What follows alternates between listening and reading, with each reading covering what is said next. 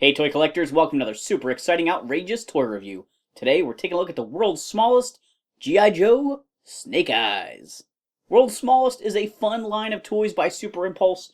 They make miniature working arcade machines and light brights and Lincoln Logs, and they did the 12-inch style G.I. Joe, and now they're finally starting to tackle the classic 3 3/4 inch figures in a miniature size.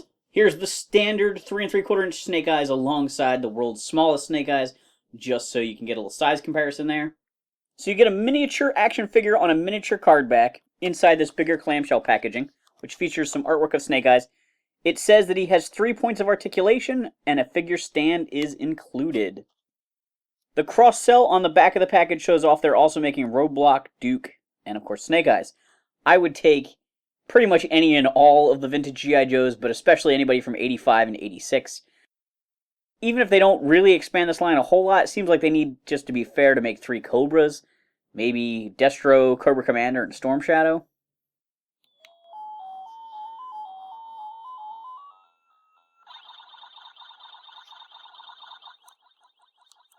I've reviewed several of the products from this line before, like the Lincoln Logs and the Light Bright, but this reminds me the most of the world's smallest Hot Wheels cars in the fact that they're in sort of what looks like a vintage package, but instead of having a cardboard back, it's a little plastic door.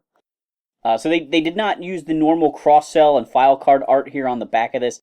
They just used an image. It's basically a painted version of the cover to issue number 1 of the comics. So it has this little door here that we can hop open and reach inside to pull out the stuff. It looks like there's a baggie for his accessories. Let's see if I can get this stuff loose. Oh, it's all in like a little tray. Okay, there's the figure. Oh. Ah, it's so crazy tiny. Here is this little Snake Eyes. He has articulation at his shoulders there. This gives a new meaning to straight arm. And then articulation at the head. There's no articulation at the waist. It would be nice at least if he could just sit down, like hinge there, but no articulation there. He has a little tiny version of his satchel here.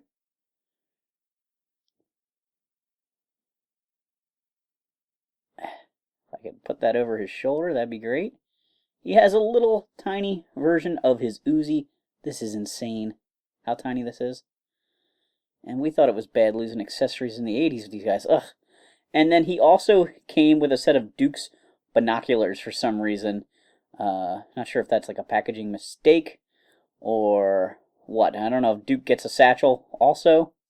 And there's also this little tiny figure stand.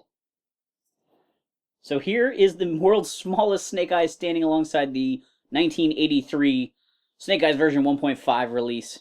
This is the original figure with the swivel joints at the elbows as opposed to the original straight arm figure. It's really cool. It's really tiny, but really cool. I think it's a lot of fun to have these guys just as like a gimmick almost. It's just really neat. I don't know if you guys follow the G.I. Joe community online. Last year I took part in Cobra Convergence, and Timmer, one of the other reviewers, was the bad guy of the Convergence, and the other creators teamed up to defeat him. I could totally see us doing a storyline where Timmer has a shrinking ray, and he's shrinking items in our collection if there were enough of these figures to have every one of the creators have an item in their collection shrunk down. Unfortunately, only there being 3, it'd be tricky to have enough to go around, and also for everyone to own the right things to get shrunk. But it's pretty neat. I got World's Smallest Snake Eyes as a Christmas present for my friends Rose and Tony who run RetroCon. These guys should be starting to hit retail very soon.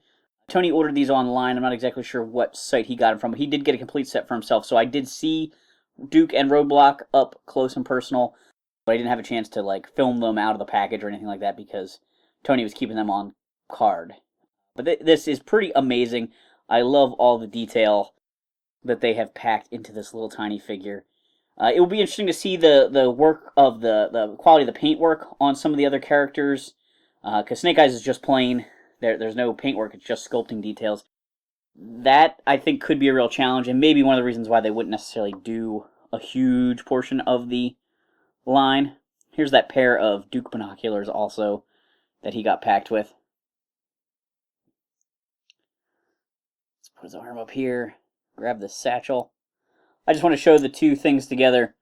So you've got the satchel, which has like a straight cord, and the only sculpted detail on it is like 3 little compartments.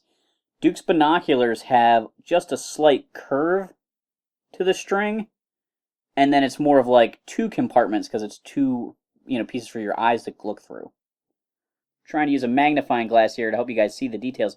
They did sculpt in his mask, his load-bearing equipment, the little pouches on his pockets, his belt.